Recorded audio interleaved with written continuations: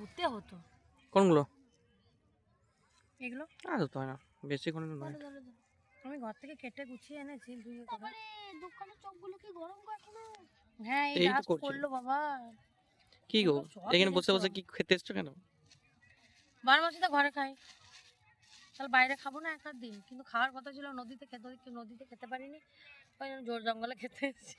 দেখো তোমরা নদীটা কতটা দূরে, অনেক দূরে নদীটা আছে, কিন্তু মানে এত অনেক দূরে রোদের নয়, জোর। ক্যামেরায় হয়তো অনেকটা দূরে লাগবে, যাই হোক, কিন্তু অনেকটা দূরে নয়।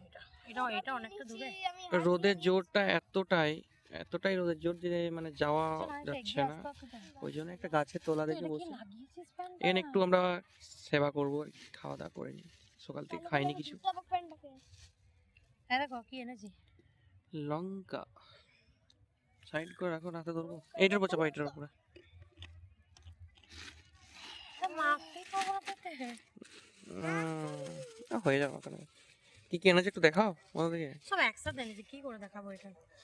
কাঁচা লঙ্কা এনেছি, এ দেখো নারকেল এনেছি কুচিয়ে, শসা এনেছি, মটরশুঁটি এনেছি, পেঁয়াজ এনেছি, এখানে পাঁপড় কিনলাম, ছোলা কিনলাম, তারপর চপ এনেছি, আবার চপ কেনা হলো, অনেক কিছু কেনা হয়েছে। দাও ওগুলো দাও একটা একটা করে।